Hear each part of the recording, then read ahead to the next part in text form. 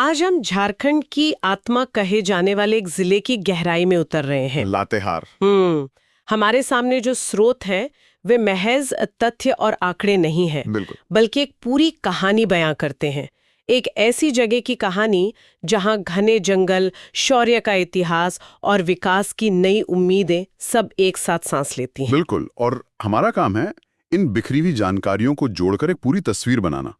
ये समझना कि लातेहार सिर्फ एक प्रशासनिक इकाई क्यों नहीं है, बल्कि प्रकृति, संस्कृति और संघर्ष का एक जीता जागता संगम है। हाँ, और ये चर्चा उन सभी के लिए है जो इस जगह की आत्मा को महसूस करना चाहते हैं, और हाँ, उन लोगों के लिए भी जो प्रतियोगी परीक्षाओं के लिए तथ्यों को समझना चाहते हैं। जी। तो चलिए शुरू करते हैं इसकी पहचान से। हमारे स्रोत बताते हैं कि लातेहार जिले का जन्म 4 अप्रैल 2001 को हुआ, जब इसे पलामू से अलग किया गया। हाँ, पलामू से अलग करके। मतलब ये एक बहुत नया जिला है। यहाँ मेरे मन में एक सवाल उठता है, क्या वाकई जमीनी स्तर पर एक नया जिला बनाने से प्रशासन में वो सुधार हुआ जैसा सोचा गया था? देखिए, ये एक बहुत वाजिब सवाल है। शुरू में चुनौतियां थीं, लेकिन इसका मकसद ही यही था कि दूर दराज और वो जो जंगलों से घिरे इलाके हैं, वहां तक विकास पहुंचे। पहले पलामू से इन क्षेत्रों को संभालना बहुत मुश्किल था। आज की तारीख में अगर देखें तो बूढ़ा पहाड़ विकास परियोजना हो या फिर सरयू जैसे एक अलग प्रखंड का बनना, ये दिखाता है कि प्रशासनिक पहुंच बेहतर हुई है। अच्छा। विकास की रफ्तार पर बहस हो सकती है, लेकिन दिशा सही है। और अब तो इसकी एक बिल्कुल नई पहचान बन रही है। स्रोत कह रहे हैं कि 2025 तक ये जिला नक्सलवाद के खिलाफ राज्य की निर्णायक सफलता का प्रतीक बनकर उभरेगा। ये तो एक बहुत बड़ा दावा है। बिल्कुल। जो इलाका कभी अशांति के लिए जाना जाता था, वो अब विकास का एक मॉडल बन रहा है। और इस बदलाव को समझने के लिए हमें इसके भूगोल को समझना होगा, क्योंकि लातेहार की जमीन ने ही इसका इतिहास और इसका भविष्य दोनों गढ़ा है। इसे नक्शे पर देखें तो ये झारखंड के पश्चिमी हिस्से में है, इतना पश्चिम में कि इसकी एक सीमा सीधे छत्तीसगढ़ राज्य से जाकर मिलती है। हाँ, यही वजह है कि इसे झारखंड का पश्चिमी द्वारपाल भी कहा जा सकता है। द्वारपाल, ये शब्द बहुत दमदार है। इसका मतलब तो ये हुआ कि यहाँ सिर्फ सांस्कृतिक ही नहीं, बल्कि सुरक्षा के लिहाज से भी बहुत अहमियत है। बिल्कुल। खासकर जब हम बूढ़ा पहाड़ जैसे इलाकों के इतिहास को देखते हैं, ये एक बफर जोन की तरह भी काम करता है। कुल क्षेत्रफल लगभग 3622 वर्ग किलोमीटर्स है, जो इसे एक अच्छा खासा बड़ा जिला बनाता है। और इस बड़े क्षेत्रफल को संभालने के लिए प्रशासनिक ढांचा कैसा है? हमारे स्रोत बताते हैं कि ये पलामू प्रमंडल का हिस्सा है और इसे 2 अनुमंडलों में बांटा गया है, लातेहार सदर और महुआ डांड। हाँ, और इन 2 अनुमंडलों के तहत कुल 10 प्रखंड हैं। यहाँ दिलचस्प बात सरयू प्रखंड की है। अच्छा, क्या खास है उसमें? पहले ये इलाका पूरी तरह कटा हुआ था। अब कम से कम एक अलग प्रशासनिक पहचान तो है। ये एक तरह से शासन के विकेंद्रीकरण का एक ठोस उदाहरण है। ओके। और राजनीतिक तौर पर यहाँ 2 विधानसभा सीटें हैं, लातेहार जो एससी के लिए आरक्षित है और मनिका जो एसटी के लिए। जी। ये आरक्षण यहाँ की सामाजिक बनावट की तरफ एक साफ इशारा करता है। चलिए अब यहाँ के लोगों की बात करते हैं। 2011 की जनगणना के आंकड़े बहुत कुछ कहते हैं। कुल आबादी करीब 7,27,000। और इन आंकड़ों में जो सबसे चौंकाने वाली बात है, वो है जनसंख्या घनत्व। सिर्फ 169 व्यक्ति प्रति वर्ग किलोमीटर। सिर्फ 169। ये तो झारखंड में सबसे कम है। बिल्कुल। इसे आसान भाषा में कैसे समझे? एक आम इंसान के लिए इसका क्या मतलब है? इसे ऐसे समझिए कि मुंबई के किसी एक मोहल्ले में जितने लोग रहते होंगे ना, उतने लोग लातेहार के कई वर्ग किलोमीटर के इलाके में फैले हुए हैं। अरे वाह। यहाँ जमीन और जंगल बहुत ज्यादा हैं और आबादी बहुत कम घनी है। शहरों की तरह भीड़-भाड़ नहीं, बल्कि एक खुलापन है। पर इस खुलेपन के अपने चैलेंजेस भी तो होंगे। बिल्कुल। ये खुलापन जहाँ एक तरफ सुकून देता है, वहीं दूसरी तरफ विकास को हर घर तक पहुंचाने में एक चुनौती भी बन जाता है। और यहाँ की सामाजिक संरचना तो और भी खास है। अनुसूचित जनजाति मतलब एसटी 45.54% और अनुसूचित जाति एससी 21.31%। अगर दोनों को मिला दें तो ये जिले की कुल आबादी का 66.85% होता है। 2/3 से भी ज्यादा। जी, ये सिर्फ आंकड़े नहीं है, ये लातेहार की आत्मा है। जब 2/3 आबादी आदिवासी और दलित समुदायों से हो तो इसका सीधा मतलब है कि जिले की हर नीति, हर विकास परियोजना को इसी सामाजिक ताने बाने को ध्यान में रख के बनाना होगा। सही बात है। गारू और महुआ डांड जैसे प्रखंडों में तो आदिवासी आबादी लगभग 80% तक है। और यहाँ असुर और बिरजिया जैसी आदिम जनजातियां मतलब पीवीटीजी भी रहती हैं। ये तो इस धरती के सबसे पुराने बाशिंदे हुए। बिल्कुल, उनकी मौजूदगी लातेहार को सिर्फ एक जिला नहीं बल्कि एक मानव शास्त्रीय खजाना बना देती है। लेकिन यहाँ एक विरोधाभास भी है।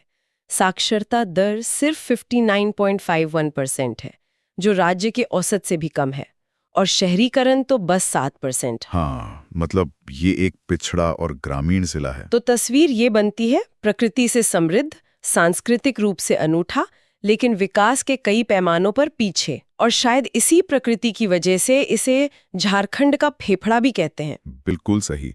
वन रिपोर्ट 2023 के मुताबिक लातेहार का 55.54% हिस्सा, आधे से भी ज्यादा, हाँ आधे से भी ज्यादा, घने जंगलों से ढका है। प्रतिशत के मामले में ये पूरे झारखंड में पहले नंबर पर है। ये झारखंड का इकलौता जिला है जिसका आधा से ज्यादा भूगोल जंगल है। इतने घने जंगल ये सिर्फ प्रकृति की देन नहीं है, इन्होंने तो यहाँ का इतिहास भी गढ़ा है।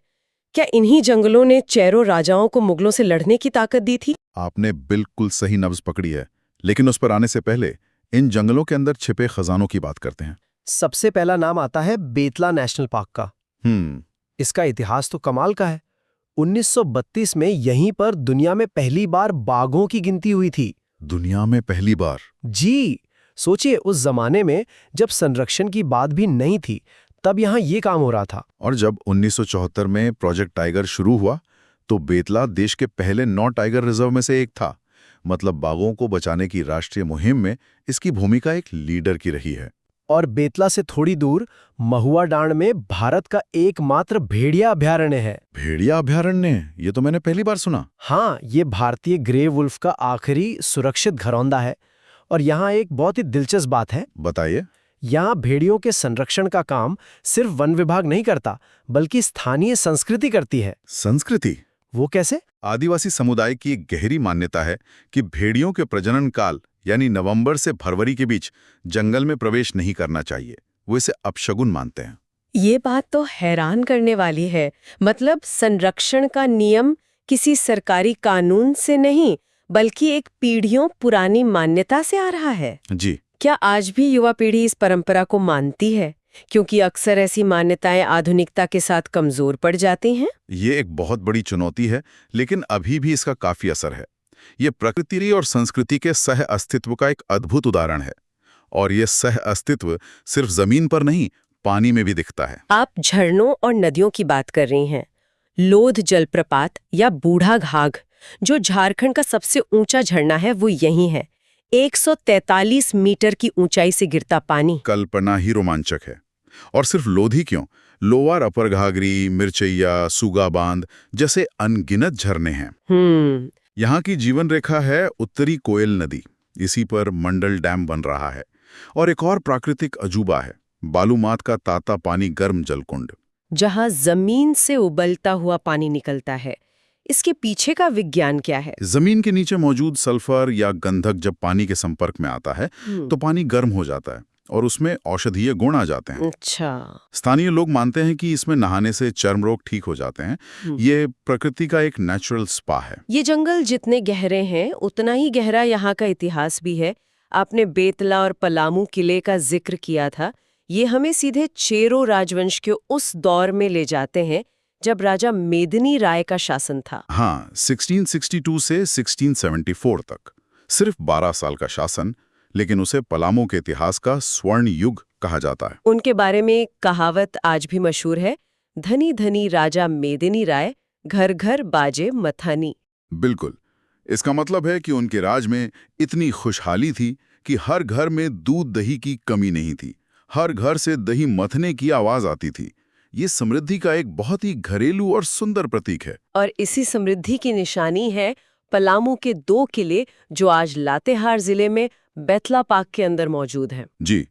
नया किला मेदिनी राय ने ही बनवाया था। उसका नागपुरी दरवाजा बहुत प्रसिद्ध है।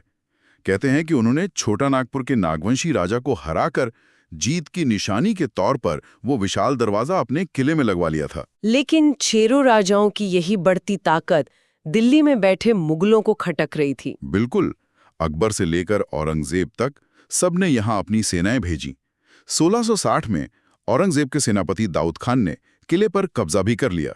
लेकिन यहीं पर वो बात आती है जो आपने पहले पूछी थी, जंगलों की भूमिका। हाँ, छापामार युद्ध। चेरो राजाओं ने हार नहीं मानी। उन्होंने इन्हीं घने जंगलों को अपना किला बना लिया। वे अचानक हमला करते और फिर घने पेड़ों के बीच गायब हो जाते, जिससे मुगलों की बड़ी सेना भी उन्हें पकड़ नहीं पाती थी। सही। इन जंगलों ने उन्हें आजादी के लिए लड़ने की ताकत दी। और आजादी की यही आग 1857 के महासंग्राम में भी जली, जब नीलांबर पीतांबर का उदय हुआ। दो सगे भाई खरवार जनजाति के नायक, उनके पिता का अंग्रेजों ने अपमान किया और उन्होंने इसका बदला लेने के लिए विद्रोह का बिगुल फूंक दिया। लेकिन धोखे से पकड़े गए और 28 मार्च 1859 को लेस्लीगंज में एक आम के पेड़ पर दोनों भाइयों को फांसी दे दी गई। उनका बलिदान आज भी इस क्षेत्र की अस्मिता का प्रतीक है। इतिहास के इन पन्नों से निकलकर अब हम एक ऐसी जगह पर आते हैं जो लातेहार का वर्तमान और भविष्य दोनों है, नेतरहाट। छोटा नागपुर की रानी। समुद्र तल से लगभग 3600 फीट की ऊंचाई पर बसा एक खूबसूरत हिल स्टेशन। ये पाट क्षेत्र में आता है, मतलब ऐसी पहाड़ियां जिनकी चोटी टेबल की तरह समतल होती है। और यहीं पर है भारत का प्रसिद्ध नेतरहाट आवासीय विद्यालय। इसे तो IAS IPS की फैक्ट्री भी कहा जाता है। जी, महान गणितज्ञ वशिष्ठ नारायण सिंह, जिन्होंने आइंस्टीन के सापेक्षता सिद्धांत को चुनौती दी थी, वो भी यहीं से पढ़े थे। वाह! लेकिन नेतरहाट की खूबसूरती में एक दर्द भी छिपा है। यहाँ का सूर्यास्त बिंदु, जिसे मैग्नोलिया पॉइंट कहते हैं, एक अधूरी प्रेम कहानी का गवाह है। मैग्नोलिया, जो एक ब्रिटिश गवर्नर की बेटी थी और एक स्थानीय आदिवासी चरवाहा। दोनों में प्रेम हो गया। गवर्नर को यह रिश्ता मंजूर नहीं था। उसने उस चरवाहे की हत्या करवा दी। ओह! जिसके गम में मैग्नोलिया ने उसी चट्टान से अपने घोड़े समेत कूदकर जान दे दी। आज वो जगह उनके अमर प्रेम की निशानी है। हाँ। अजीब है ना, कैसे कुछ जगहें अपनी खूबसूरती के साथ साथ एक दर्द भरी कहानी भी समेटे होती हैं। खैर, इसी नेतरहाट की धरती पर एक और आधुनिक कहानी लिखी जा रही है, जो शिक्षा और टेक्नोलॉजी की है। हाँ। जिला प्रशासन को संपूर्ण शिक्षा कवच परियोजना के लिए राष्ट्रीय ई-गवर्नेंस पुरस्कार मिला है। ये एक शक्तिशाली विरोधाभास है। एक जिला जहां साक्षरता दर कम है, जहां गांव दूर दराज में बसे हैं, वो जिला शिक्षा की निगरानी के लिए डिजिटल टेक्नोलॉजी का इस्तेमाल करने में देश में मिसाल बन रहा है। ये दिखाता है कि कैसे चुनौतियों को अवसर में बदला जा सकता है। बिल्कुल। और यहाँ की संस्कृति की बात करें तो असुर जनजाति की लोहा गलाने की कला का जिक्र आता है। असुर जनजाति एक PVTG यानी विशेष रूप से कमजोर जनजातीय समूह है, लेकिन उन्हें भारत के पहले धातु वैज्ञानिकों में से एक माना जाता है। पहले धातु वैज्ञानिक? जी, उनकी लोहा गलाने की पारंपरिक भट्टी सिर्फ एक शिल्प नहीं, बल्कि एक उन्नत और प्राचीन वैज्ञानिक प्रक्रिया है।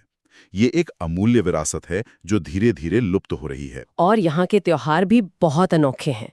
सरहुल, कर्मा और खासकर जनी शिकार। जनी शिकार तो बहुत ही अनूठा त्योहार है। ये 12 साल में सिर्फ एक बार होता है। 12 साल में एक बार? हाँ, इसमें ये महिलाएं पुरुषों के कपड़े पहनकर शिकार पर निकलती हैं। यह उन आदिवासी वीरांगनाओं की याद में मनाया जाता है जिन्होंने मुगलों से युद्ध किया था। मतलब ये महिला सशक्तिकरण का एक सदियों पुराना प्रतीक है। बिल्कुल। अब बात करते हैं अर्थव्यवस्था की, जो यहाँ की जमीन और जंगल से ही निकलती है। एक जिला एक उत्पाद योजना में महुआ को चुना गया है। ये गेम चेंजर हो सकता है। पहले महुआ का इस्तेमाल सिर्फ पारंपरिक पेय बनाने के लिए होता था।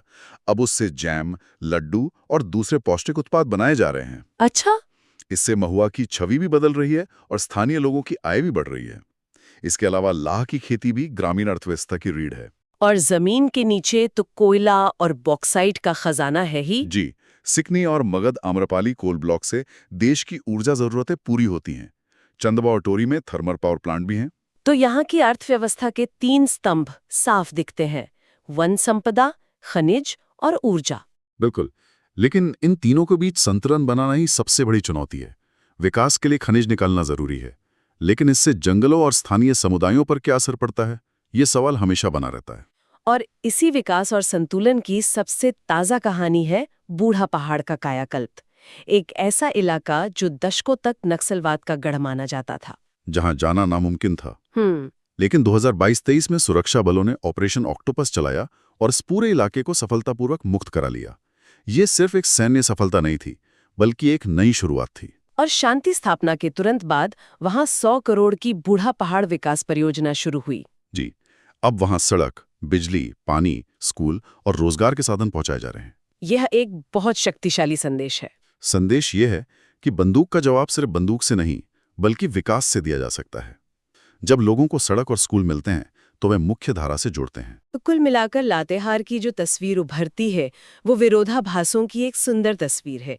एक तरफ बेतला के घने जंगल हैं, तो दूसरी तरफ ई-गवर्नेंस का राष्ट्रीय पुरस्कार, एक तरफ असुरों की प्राचीन भट्टियां हैं, तो दूसरी तरफ आधुनिक थर्मल पावर प्लांट। आपने बिल्कुल सही सारांश दिया।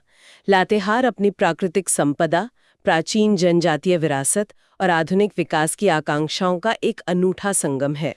और ये जिला दिखाता है कि कैसे दृढ़ इच्छा शक्ति से शांति और प्रगति का एक नया अध्याय लिखा जा सकता है। आज की इस गहरी पड़ताल में हमने लातेहार को कई नजरियों से देखा। ये प्रकृति का वरदान है, शूरवीरों की धरती है और अब विकास की नई राह पर है। और यहीं हम अपने श्रोताओं के लिए एक सवाल छोड़ जाते हैं। लातेहार की कहानी हमें दिखाती है कि कैसे प्रकृति, इतिहास और समुदाय मिलकर एक जगह की पहचान बनाते हैं। पर जब विकास की गति तेज होती है तो इस अनमोल विरासत, खासकर असुर जनजाति की लौ प्रगलन जैसी प्राचीन वैज्ञानिक कलाओं को सहेज कर रखना कितनी बड़ी चुनौती और जिम्मेदारी बन जाती है।